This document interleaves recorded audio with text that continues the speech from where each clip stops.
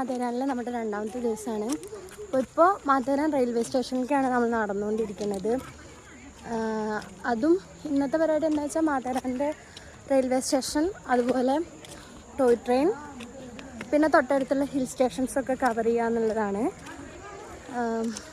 മാതേരാൻ വരാൻ ആഗ്രഹിക്കുന്ന ആളുകളാണെന്നുണ്ടെങ്കിൽ സ്റ്റേ മുൻകൂട്ടി ബുക്ക് ചെയ്യാതെ നമ്മൾ ഇവിടെ വന്നിട്ട് തന്നെ ലോക്കലുമായിട്ടൊക്കെ സംസാരിച്ച് സ്റ്റേ എടുക്കുന്നതായിരിക്കും നല്ലത്.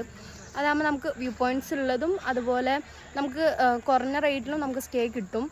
അതല്ല നമ്മളിപ്പോൾ നേരിലൊക്കെ എത്തിക്കഴിഞ്ഞാൽ തന്നെ ഒരുപാട് ആളുകൾ നമുക്ക് സ്റ്റേ വേണോ, ബുക്ക് ചെയ്ത് തരണോ, പാക്കേജ് ഉണ്ടെന്നൊക്കെ പറയും. പക്ഷെ അതൊക്കെ ഭയങ്കര ഹൈ കോസ്റ്റ് ആയിരിക്കും. നമ്മൾ ഇവിടെ വന്നിട്ട് സ്റ്റേ എടുക്കുമ്പോൾ എന്താ വെച്ചാൽ നമുക്ക് ചെന്ന് കണ്ടിട്ട് എന്താണ് അവസ്ഥ എന്ന് നോക്കിയിട്ടും അതുപോലെ വ്യൂ പോയിൻ്റൊക്കെ ഉണ്ടോ എന്നുള്ളതൊക്കെ നോക്കിയിട്ടും നമുക്ക് ചെന്ന് ചൂസ് ചെയ്യാം. അവർ നമുക്ക് വ്യൂ പോയിൻ്റൊക്കെ ഉണ്ടെന്നൊക്കെ പറയുകയാണെന്നുണ്ടെങ്കിൽ ചിലപ്പോൾ നമുക്കതൊന്നും കിട്ടാൻ ചാൻസ് ഇല്ല. മാതേരാൻ വരുമ്പോൾ പിന്നെ നമ്മൾ വർക്കിംഗ് ഡേയ്സ് കൂടുതൽ ചൂസ് ചെയ്യുക. ഹോളിഡേയ്സൊക്കെ വരുമ്പോൾ ഇതുപോലെ നല്ല തിരക്കായിരിക്കും. ഞാനിവിടെ എത്തിയത് സൺഡേ ആണ്. ഭയങ്കര തിരക്കാണ്. നമുക്ക് ഇന്നലെ ഇട്ട ഓരോ ഫോട്ടോസൊക്കെ കണ്ടാൽ അറിയാം, റോഡ് മൊത്തം ബ്ലോക്കായിട്ടും മറ്റൊക്കെ ആയിട്ട്. എന്നിട്ട് തന്നെ നമ്മൾ പകുതി ഒരു 1 കിലോമീറ്ററിൻ്റെ മേലെ നമ്മൾ മേലേക്ക് നടന്നിട്ടുണ്ട്.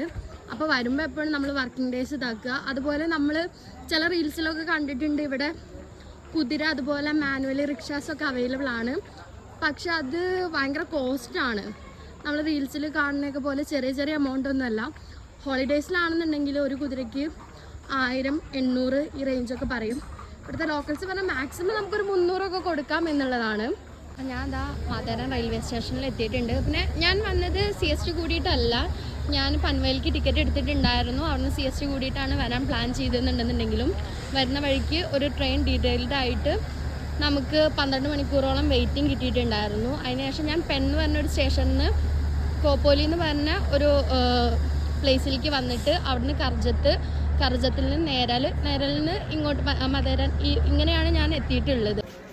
അമാൻ ലോഡ്ജിൽ നിന്ന് നമുക്ക് ബൈ ടോയ് ട്രെയിൻ വഴിയോ അല്ലാന്നുണ്ടെന്നുണ്ടെങ്കിൽ നടന്നിട്ടോ വരാം. നടന്നിട്ട് തന്നെ നമുക്ക് ഒന്നല്ലെങ്കിൽ റെയിൽവേ ട്രാക്ക് പിടിച്ചിട്ടോ അല്ലാന്നുണ്ടെന്നുണ്ടെങ്കിൽ ഞാൻ ഇപ്പം നടക്കുന്ന ഈ വഴി ഉണ്ടല്ലോ അതുവഴി വരാം. ഇതുവഴിയാണ് കുതിരകളും അതുപോലെ മാൻ റിക്ഷ അവരൊക്കെ യൂസ് ചെയ്യുന്നത്. പിന്നെ ഈ വഴിയിൽ എപ്പോഴും നല്ല തിരക്കുണ്ടാവും. പക്ഷേ ഞാൻ ചൂസ് ചെയ്തത് ട്രാക്ക് വഴിയാണ്. അതാകുമ്പോൾ നമുക്ക് ആ ഒരു കാടിൻ്റെ ആ ഒരു ഫീലൊക്കെ ആയിട്ട് അങ്ങനെ വരാം. നമ്മൾ റെയിൽവേ സ്റ്റേഷൻ്റെ അവിടെ നിന്ന് നടന്നുകൊണ്ടിരിക്കുകയാണ്. ഒരു എക്കോ പോയിന്റ് കാണാനാണ് പോകുന്നത്. ഇവിടെ നടക്കാനുള്ള ഡിസ്റ്റൻസിലേ ഉള്ളൂ, 1 കിലോമീറ്റർ അങ്ങനെയൊക്കെ നടക്കാനുള്ള ഡിസ്റ്റൻസിലേ ഉള്ളൂ ഓരോ വ്യൂ പോയിന്റ്സും തമ്മിൽ.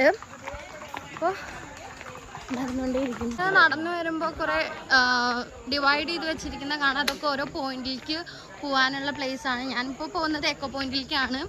തൊട്ടടുത്ത് തന്നെയാണ്. മീൻസ് ഈ എക്കോ പോയിന്റിൽ നിന്ന് വേറെ 2 പ്ലേസും കൂടെ ഉണ്ട്. 2 സ്ഥലത്തേക്ക് ഓരോ കിലോമീറ്റർ വെച്ചിട്ട് നടക്കാനുണ്ട്. ഇതാണ് എക്കോ പോയിന്റ്.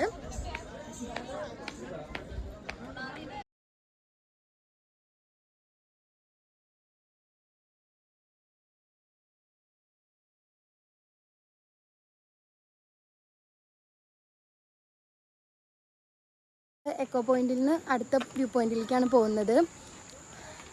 കുറച്ച് ഫ്ലവേഴ്സൊക്കെ കിട്ടി. ഒരു കപ്പിൾ നിന്നിട്ട് അവിടെ നിന്ന് ഫോട്ടോസ് എടുക്കുന്നുണ്ടായിരുന്നു. അപ്പോൾ അവരെയും കൊണ്ട് പറപ്പിച്ചതാണ്.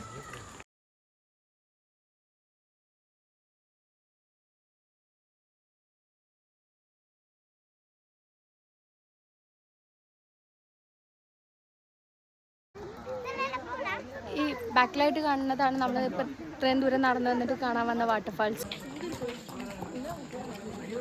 Didi, this way to lake. Okay, thank U.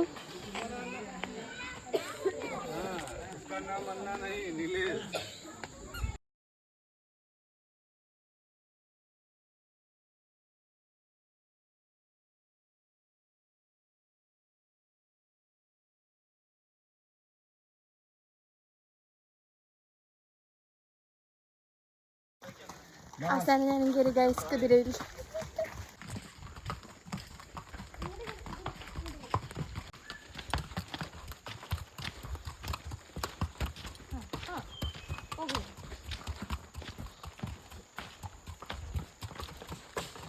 വൈകുന്നേരം ഹോഴ്സ് റൈഡ് ചെയ്തു. എൻ്റെ പേര് സുൽത്താൻ എന്നാണ്.